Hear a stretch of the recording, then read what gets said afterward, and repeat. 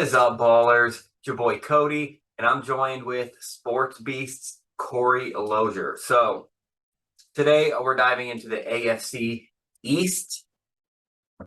So I'm just going to hurry up and jump right into it. We've wasted enough time. Long story short, we've already recorded this video once. My little finger just forgot to hit the record button. Okay? So, blunders aside, let's get into this now. All right. We're starting with the Jets, AFC East. As I've already mentioned, we all know who leads the helm, Zach Wilson. There's tons of questions surrounding him. Michael Carter seemed to be their main back they liked last year. Are they going to focus on him again? I don't know. It was so inconsistent last year. You didn't know who the hell was going to get the ball or if they were even going to run the ball at all. Back to Zach Wilson, he had flashes of failure, dud, if you want to call it. He's also had flashes of talent within it, and then he gets injured. So the same questions will be right there staring these Jets in the face. What do I want to mention with them? Oh, the biggest thing I'm impressed with them is they seem to be stockpiling young stud talent. Obviously, we know the Zach Wilson draft was crazy on its own. This year, their top 5 drafts in my eyes were incredible, the best in the league. 3 of those came in the first round. 1 at pick 4, Ahmed Gardner, cornerback out of Cincinnati. 1 at 10, your boy Garrett Wilson out of the Ohio State, wide receiver, much needed. 1 at 26, Jermaine Johnson, the second, a defensive end out of Florida State. And then going into the second round, in the 4th pick, they got Breece Hall, a running back out of Iowa State. Maybe they'll get some consistency there. 4th in the 3rd round, pick 37, they take Jeremy Ruckert, the tight end out of the Ohio State. Another pick I like and also much needed. Those were the picks. I was very impressed with them. They're stockpiling young studs. I don't look for too much of an improvement this year. Their defense was one of the worst in the league. Their offense there's questions all over the damn field on offense. So will they improve? Not in this division. Record-wise, maybe by 1 or 2, but I don't see that much. What are your thoughts, Corey? Oh, my bad. They did finish last year 4-13. So like I said, 1 or 2 maybe win improvement, nothing more. What are your thoughts, Corey? Yeah, like you said, I do like the pick from OSU, wide receiver Garrett Wilson. I think that's just going to be or at least could be a solid connection between an up-and-coming quarterback like Zach Wilson. Also at tight end, CJ Uzama. He was great with Cincy. I liked the physicality that he played with. And I think Breece Hall is going to be I don't know if it's Breece or Breesy, but I think Hall is going to be good not only for the Jets, but also whoever's got him in fantasy as well. I right now would go out on a limb and say probably the best rookie running back in fantasy. But like you said, they were near the bottom in everything last year. Scoring, pass yards, rush yards, points against. I mean, which explains the only 4 wins. And just like you said, I don't think there's going to be much of an improvement. I got them at 5-12 right now. 5-12, yeah. Like I said, 1 or 2 in improvement. That's about it. Let's move off of this fucking. All right, we'll get to a team that is on a hell of a lot bigger come up than the Jets, and we're talking the New England Patriots. Bill will be Bill. He took a Mac Jones pick where everyone laughed at. I'm sure they laughed at the Tom Brady pick too. And Mac Jones nearly eclipsed 4,000 yards last year, 3,801 to be exact. And that does it for me. It proves to me that Bill can take a nickel and turn it into a 50-cent piece in a 1 or 2 year span. So you take that out. If he buys thousands of nickels, he could be a billionaire in no time. Why doesn't this dude do that? But he can also turn nobodies at the running back position and make them into a star on this team. Names like Damian Harris, Ramondre Stevenson, got it, and turn them into bona fide stars. They still have James White on the team, and he barely sniffed the field after he looked like a star a couple years ago on this team. Bill's just a mastermind. We'll see what his son can work on the defensive end wise, but even the wide receivers, Jacoby Myers, over 800 yards. Kendrick Bourne, over 800 yards. Their tight end, Hunter Henry, only had 600, but I mean, when you go from Gronk to Hunter Henry, there's going to be a big dip off. I mean, like this, Bill Belichick will not be happy until this team wins a ring without Tom. And then I think he's finally going to retire and then just instantly die. So, but they drafted Cole Strange in the first round, offensive guard. So I'm sure Mac Jones is also loving that. They drafted Traquan Thornton, wide receiver, in the second round. So maybe a little bit of more firepower for him to throw to. They finished last year at 10-7, wild card playoff team. I think they're going to repeat the same thing this year. Great up and coming team. Bill will do what Bill do. Maybe he unlocks something in somebody like he did Tom, and they just propel past everyone's projections this year. But second in this division. That's what I got to say. What do you got to say, Corey? Yeah, I'm thinking second in the division also. I was looking at the depth chart the other day, and they do have a lot of good talent on that team, even more than I expected. I was saying earlier that it's been kind of a quiet build this year in acquiring those players, aside from obviously Devontae Parker being moved from Miami up to the Patriots, which is kind of weird. But he's not going to go off, but I think he'll get his, I would say probably 7, low 800 yards. And just like you mentioned about Mac Jones, a little over 3,800 yards. We know what this guy is capable of. So can he be the leader that this team needs to be and propel this team to at least do better than they did last year? Looking at the schedule, I'm giving them 7 wins, maybe a little harsh on them. You know they're going to sneak out a win here or there that they shouldn't. And Always. I would even go as far as saying they're going to beat the Bills once this year, only because of the coaching. The coaching obviously means a ton. You have the best coach, one of the best coaches to ever play the game. That's got to account for something. So I say second in the division, 7-10.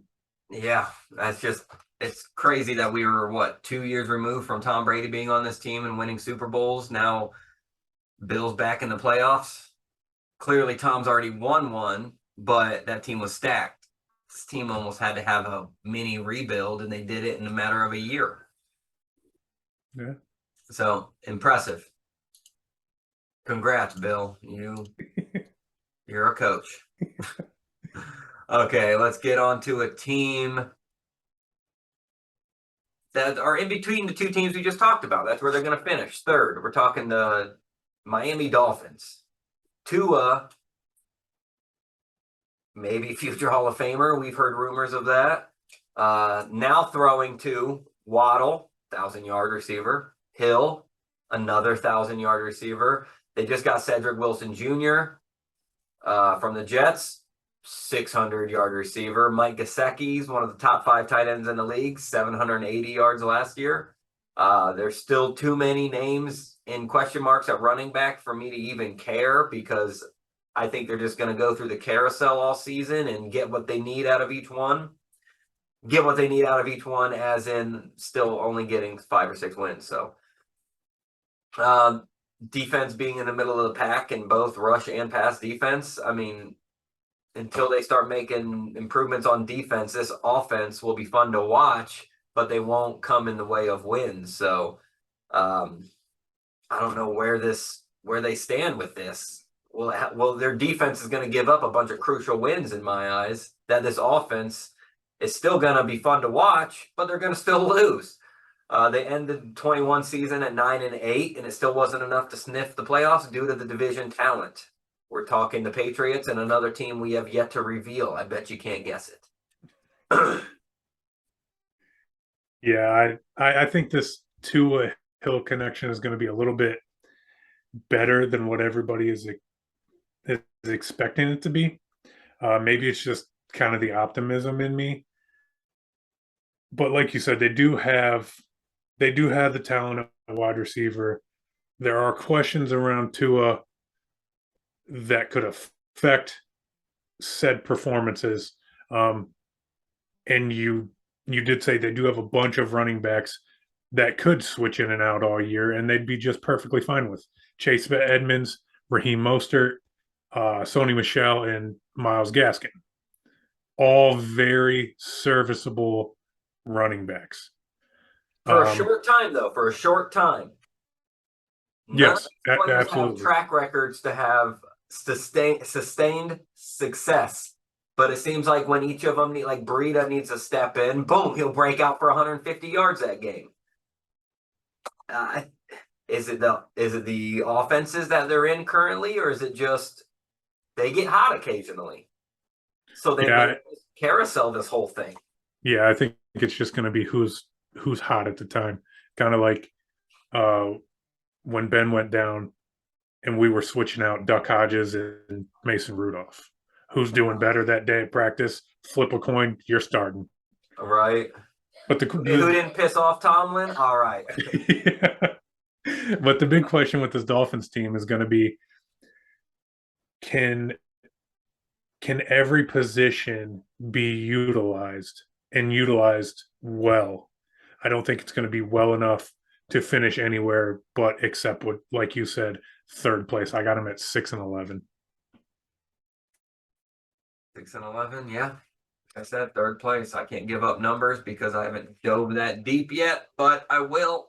I can just some position. Now, moving on to the best team in the division. Save the best for last. We're talking the Buffalo Bills, baby. Bills Mafia. Josh Allen, Stephon Diggs hookup is legit. It's proven over a couple years now. 1,225 yards of Josh Allen's total, 4,407, belong to his favorite receiver, Stephon Diggs. 10 touchdowns to this guy alone. And the next closest guy was Cole Beasley with 700. That's a 500-yard gap.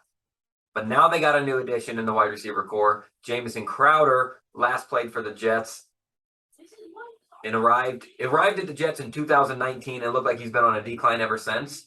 But look at their quarterback since 2019. I think they had Joe Flacco at one point.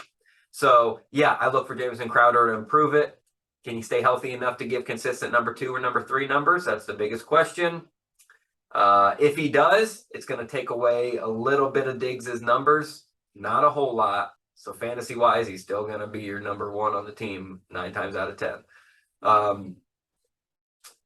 Bills clearly don't like to rely on one guy to run the ball. Devin Singletary is a good number 1, we all thought.